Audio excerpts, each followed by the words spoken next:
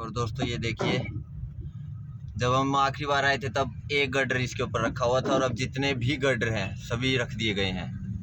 All girders are completed. Let me show you.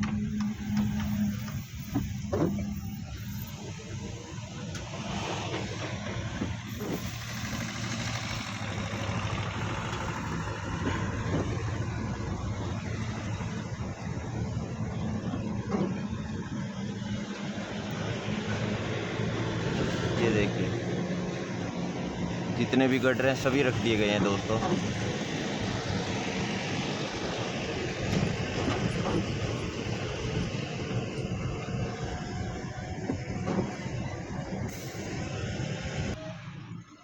ये देखिए, आपको अब हाईवे पे से पूरी अपडेट देता हूँ। अब इसके ऊपर फ्लोरिंग का काम किया जाएगा, इसके ऊपर पूरा बेस बनाया जाएगा, इसे लेवल किया जाएगा पूरे को। फिर आप आगे देखिएगा, बाकी कार्य आगे किया जाएगा। इधर से भी कार्य बचा हुआ है, बाकी इसकी भी मिट्टी भरनी है। अभी पूरी बाउंड्री वॉल इसकी बनाई जाएगी। आप देख सकते हैं बाउंड्री वॉल का काम भी इसका इतना न्यू है। बाउंड्री वॉल का निर्माण किया जाएगा प्रॉपर एक पूरा।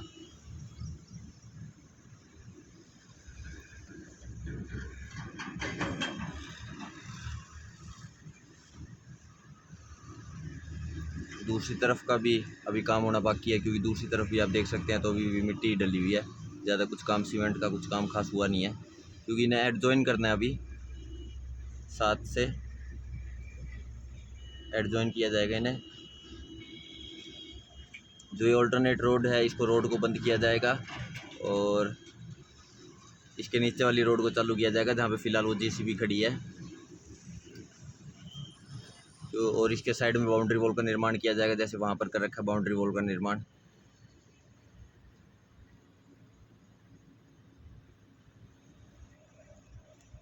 काफ़ी तेज़ी से काम चल रहा है यहाँ पे। ये देखिए, नई इलेक्ट्रिसिटी के पोल्स भी लगाए गए हैं, क्योंकि यहाँ पर एक काफ़ी हाई एक्सटेंशन वायर जाती है। मैं आपको दिखा दूँ, ये देखिए इस तरह की हाई एक्सटेंशन वायर है, जो इसके आगे से हाईवे के ऊपर से होकर जा रही थी, जिसकी वजह से इसकी सर्विस रोड और जो इसका मेन बीच का हाईवे का सेक्शन था वो नहीं बन सकता था, तो उस टावर को हटाया गया अभी।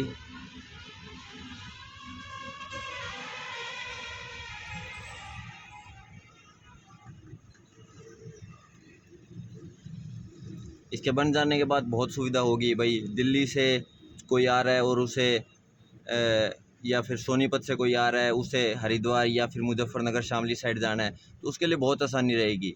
वो सीधा यहाँ से चढ़ेगा और सीधा शामली या मुजफ्फरनगर जाएगा। पहले क्या होता था, पहले जब आते थे तो पहले इस पूरी रोड को पार करना पड़ता था। इस रोड को पार करके आपको अंडर से कट लेके जो ओल्ड हरिद्वार रोड है, 24 सेक्टर का जो मेन रोड है, वहाँ से होते हुए आधा शहर पार करना होता था। क्योंकि शहर की वो रोड, बेशक शहर ख़त्म हो जाता था पर वहाँ पर गाँव उस रोड के ऊपर ही पड़ता था, तो सेम ट्रैफिक होता था। तो आदमी को अगर इस हाईवे से पानीपत खटीमा वाले अगर ये यमुना पार करनी होती थी, तो इस पानीपत वाले इस रूट के अंदर आदमी को कम से कम 1.5 घंटा 1 घंटा तो मज़े में लग जाता था, 1 से 1.5 घंटा। अब इस बाईपास पे चढ़ते ही यमुना आप मान के चलिए 15 मिनट में पार हो जाएगी। सिर्फ 15 मिनट में यमुना पार, कहाँ 1.5 घंटा और कहाँ 15 मिनट, मैक्सिमम आधा घंटा। तो आप मान के चलिए पूरे 1 घंटे की बचत कर रही है सरकार।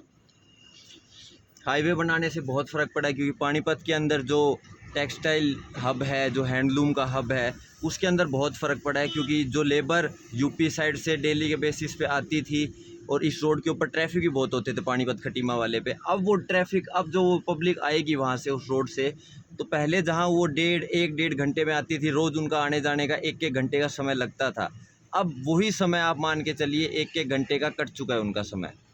अब सिर्फ उनका आधे घंटे का 15 20 मिनट का समय लगेगा और जल्दी आएंगे, जल्दी जाएंगे। पेट्रोल की बचत, टाइम की बचत, इंसानों की जान की बचत। हाँ, मानना जा सकता है कि आपको टोल पे करना पड़ेगा और वो महंगा भी हो सकता है, बट आप एक चीज़ के पीछे 3 सुखों को नहीं छोड़ सकते। एक सुख के पीछे कोई भी व्यक्ति है वो 3 सुख नहीं छोड़ेगा। आप किसी से पूछें आपको 3 अच्छी चीज़ चाहिए या एक अच्छी चीज़ चाहिए, तो आप हमेशा कहेंगे भाई मेरे को 3 अच्छी चीज़ चाहिए। तो वही बात सरकार कर रही है। आपकी जेब पे ज़रूर बोझ पड़ेगा, पर आपकी ज़िंदगी पे नहीं पड़ेगा, आपके समय पर नहीं पड़ेगा, आपकी गाड़ी के ऊपर, आपकी माइलेज के ऊपर, एवरेज के ऊपर कोई फ़र्क नहीं पड़ेगा। वो बहुत बड़ी एक सहूलियत दे रही है सरकार।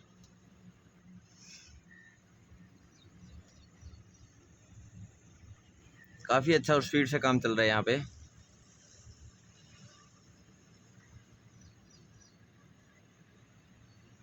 अभी इसका काम भी करना बाकी है, आप देख सकते हैं।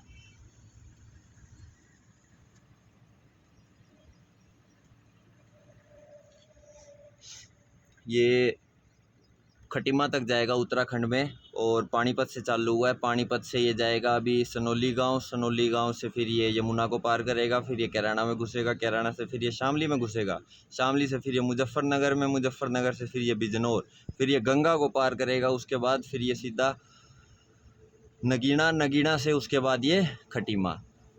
इस रूट की वजह से एक चीज़ का और बहुत लाभ होगा, जो लोग हल्द्वानी, नैनीताल उस रूट पे जाते हैं उनके लिए यहाँ से बहुत रिलैक्सेशन हो जाएगा, क्योंकि वो लोग यहाँ से सीधा खटीमा वाले रास्ते पे चढ़ेंगे और वहाँ से सीधा आके एक हाईवे और बनने लग रहा है, जो आगे अभी बनेगा, जिसकी अपडेट मैं आपको कुछ टाइम में दूंगा जब उसका कंस्ट्रक्शन चालू हो जाएगा। Mandi Dabwali to Panipat expressway, मतलब हरियाणा का जो ईस्टर्न पार्ट है वो बिल्कुल वेस्टर्न पार्ट से कनेक्ट कर दिया जाएगा। ये एक बहुत गजब का फ़ायदा दे रहा है सरकार, कि भाई मंडी डबवाली से जहां हरिद्वार इंसान को पहुंचने के अंदर किसी एक एवरेज टाइम में, मैं आपको बताऊं, मंडी डबवाली से पानीपत पहुंचने में भी 6 घंटे लग जाते थे, तो हरिद्वार आप मान के चलिए 12 घंटे का समय होता था। अगर कोई मंडी डबवाली से क्रियाक्रम के लिए या और किसी पूजा के लिए अगर हरिद्वार चला है, तो उसे या तो रात को चलना पड़ेगा 12-1 बजे, या फिर वो सुबह चल के शाम को 6-7 बजे पहुंचते थे। अब अगर वो मंडी डबवाली से चलता है तो वो 2.5 से 3 घंटे में पानीपत, और 2.5 से 3 घंटे में वो वहाँ। अगर वो सुबह चलता है तो दोपहर के 12 या 1 बजे मज़े में हरिद्वार मिलेगा। वहाँ से वो आगे नैनीताल निकल सकता है, और शामली का गोरखपुर का एक्सप्रेस वे बना है, तो वहाँ से वो होके आगे गोरखपुर मठ में निकल सकते हैं, वहाँ मंदिर के लिए निकल सकते हैं। आपस में इंटरलिंक्ड होंगे ये सारे एक्सप्रेस वे, आप देखिएगा इसका बहुत ज़बरदस्त फ़र्क पड़ेगा। और पहले जो दिल्ली पानीपत का आरआरटीएस की जो अपडेट थी उसमें बता रहे थे कि इस हाईवे के ऊपर से होती हुई वो आरआरटीएस जाएगी, बट आप सोच सकते हैं, अब आप इस चीज़ को देख ही सकते हैं कि इस हाईवे के ऊपर तो बिल्कुल भी जगह नहीं है। अगर आपको आरआरटीएस बनानी है तो आपको सर्विस रोड को ख़त्म करना पड़ेगा, बट ऐसे एक्सप्रेसवे, ऐसे बीसी एक्सप्रेसवे पे अगर आप सर्विस रोड को ख़त्म करते हैं तो वो बहुत आपके लिए चैलेंजिंग है, क्योंकि वो चीज़ आपके लिए आगे नुकसान आपको देगी, क्योंकि आपको सर्विस रोड देनी पड़ेगी। आप अब नहीं देंगे तो कुछ साल बाद आप तोड़ के देंगे, वरना लोग हाईवे को ऐसे सर्विस रोड यूज़ करेंगे। जैसे कि आपने अभी आते टाइम देखा, वो हाईवे की रोड थी बट उसे सर्विस रोड के तौर पे यूज़ कर रहे हैं, क्योंकि लोगों के पास ऑल्टरनेट सर्विस रोड नहीं है।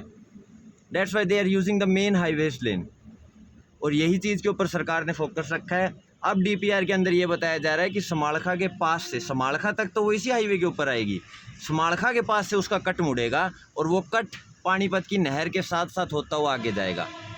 तो सरकार चेंज कर रही है इसके अंदर, क्योंकि देखिए डीपीआर आप और मैं, अगर हम में से कोई इंजीनियर नहीं है और ख़ास करके गवर्नमेंट एजेंसी के लिए काम नहीं कर रहा है, तो हमें इतना नहीं जानते कि गवर्नमेंट अगर कोई भी पॉलिसी बना रही है, और ख़ासकर हमारी मोदी जी की सरकार अगर कोई भी प्लान बना रही है, पॉलिसी बना रही है, तो उसमें बहुत दिमाग लगा रही है। वो उन्होंने यूँ ही नहीं मार्केट में लेके आए और उन्होंने ड्राफ्ट कर दिया, उसके ऊपर वो खासा जोर लगा रहे हैं। और ये विभाग तो वैसे भी माननीय श्री नितिन गडकरी जी साहब के पास है, और वो आप मान ही सकते हैं वो देवता हैं हाईवे के। जैसे जल के देवता है हमारे, अग्नि के देवता है, वैसे वो हमारे हाईवे के देवता है।